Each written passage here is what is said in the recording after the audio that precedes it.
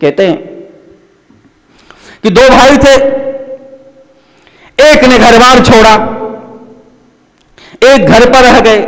जिसने घर बार छोड़ा वो हिमालय पर जाकर 12 वर्षों तक तपस्या किया, और तपस्या करने के बाद कई रिद्धि सिद्धि आ गई। यानी धन से भी ऊपर उठा, नारी से भी ऊपर उठा, नाम से भी ऊपर उठा, लेकिन रिद्धि सिद्धि आके उसको अटका दी। और साधक सोचता है कि 12 वर्ष हो गए मुझे घर बार छोड़े हुए, अब थोड़ा घर जाया जाए कि घर पे कैसे लोग रहते होंगे, एक बार थोड़ा अपने परिवार से मिल लेते। वह साधक, वह सन्यासी अब सिद्ध बन चुका था। वो अपने गांव आता है, गांव में देखता, जहां जब वो घर छोड़ा था तब एक छोटी सी मिट्टी की मकान थी। अब देखता है आलीशान बंगला बना हुआ है, जहां जब उसने घर को छोड़ा था तब उसका फैमिली के लोग, उसके परिवार के लोग छोटे छोटे काम करते थे।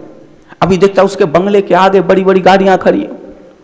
वो थोड़ा कंफ्यूज हो गया कि ये हमारा ही घर है या किसी और का है, कहीं ऐसा तो नहीं हमने घर बार छोड़ के गया थे, लोग गरीबी की दलदल में दबकर जो जमीन जायदाद थी वो भी बेचकर कहीं, या भगवान ना करे कहीं ऐसा तो नहीं हो गया कि उन लोगों ने सुसाइड कर लिया, आत्महत्या कर लिया, या कोई बीमारी फैला और वो लोग मर ही गए। आसपास पूछा कि भैया ये फलाने का घर कौन है? बोला ये जो आलीशान बंगला देख रहे हैं ना, वो उन्हीं का घर है। तो ये गया, घर के बाहर 2-3 वॉचमैन लगे थे, बड़े बड़े गेट लगा था, सब कुछ कंप्लीट। तो देखकर बोला कि अरे इतना बड़ा मकान बनाया, इसके अंदर कौन? तो उसका जो छोटा वाला भाई था उस छत से देख लेता है, बोलता अरे मेरे बड़े भाई आ गए। और दौड़ता दौड़ता आया और स्वागत किया, स्वागत सत्कार के साथ घर के अंदर लेकर गया, आलीशान पलंग पे बैठाया, सेवा सत्कार किया।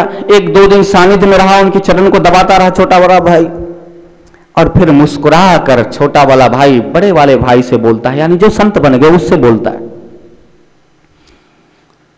अब आप तो संत हो गए इसलिए भैया तो नहीं कह सकता, भाई जी तो नहीं कह सकता, स्वामी जी कहता हूं। तो हे स्वामी जी, आपको याद है यह छोटी सी बगीचा था, यहां हम दोनों खेलते थे? तो स्वामी जी ने कहा हाँ हाँ छोटे, मुझे याद है।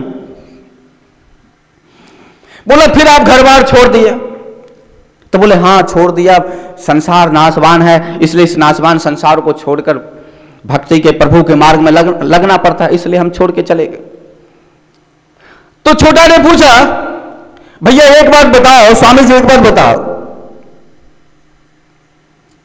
12 वर्षों के बाद आप यहां पे आए हो? तो बड़े ने बताया हाँ। तो 12 वर्षों के बाद जब आप यहां पर आए तो आपकी आंखों के सामने ये सब है जो हमने किया है। आपके जाने के बाद हमने जो कुछ भी किया वो आपके आंखों के सामने है। ये गाड़ी बगीचा, ये मकान, ये नौकर चाकर, ये सब जो है जायदाद, ये सब है, ये आपके जाने के बाद हमने किया है सब। क्षमा करना प्रभु जी, आप भी 12 साल रहे, आपको भी 12 साल हो गए हुए, आपने क्या किया? स्वामी जी ने कहा देखना चाहता है छोटे, मैंने 12 वर्षों में क्या किया? बोले हाँ प्रभु दिखा दो, तो हो भाग्य मेरा। बोले कल सुबह तू चल मेरे साथ, नदी के किनारे चलते हैं। उसके गांव के पास एक नदियां बहती थी, लंबी चौड़ी नदियां बहा करती थी। उस नदी के किनारे ही थोड़ा हटके आलीशान मकान बना रखा था। छोटा ने बोला ठीक है स्वामी जी, हम कल आपके साथ हम नदी के किनारे चलेंगे। तो दोनों भाई सुबह सुबह नदी के किनारे आने लगे। नदी के किनारे रेत जो थी, रेत पर दोनों चल रहे थे। अब रेत के ऊपर चलते चलते जो स्वामी जी थे, और रेत के ऊपर चलते चलते नदी के ऊपर चलते चलते नदी के उस पार चले गए। और जब नदी के उस पार चले गए चलते चलते, तो उस पार से स्वामी जी ने आवाज लगाया अपने छोटे भाई को, अरे वो छोटा आ जा इस तरफ। तो उस छोटे वाले भाई ने अपनी जेब से 50 पैसे निकाला और एक नाव वाले को आवाज देता है, एक नाविक को आवाज देता है, अरे ओ भैया नाविक इधर आ। नाविक नाव लेकर आता है, छोटा ने 50 पैसे निकाला और नाव वाले को दिया और बोला मुझे नदी पार करा दे। नाविक ने छोटे को नदी पार करा दिया। नदी पार करके फिर वो स्वामी जी के पास गया और फिर चलने लगा रेती के ऊपर। जब रेती के ऊपर चल रहा था तो चलते चलते फिर छोटा ने बड़े से पूछा कि स्वामी जी आपने बताया नहीं, आपने कहा था चल नदी के किनारे, तो मैं तुम्हें बताऊंगा कि हमने 12 वर्षों में क्या किया। आपने बताया नहीं कि आपने 12 वर्षों में क्या किया। तो जो बड़े थे जो स्वामी जी से आश्चर्यचकित हो गए और छोटे को देखकर बोले देखा नहीं तूने? छोटा ने पूछा क्या प्रभु? अरे हद हो गई, मैं तुम्हारे सामने अभी नदी के ऊपर चल के आ गया हूं। तो बोले बस नदी के ऊपर चलकर आ गए, आपने 12 वर्षों में यही किया?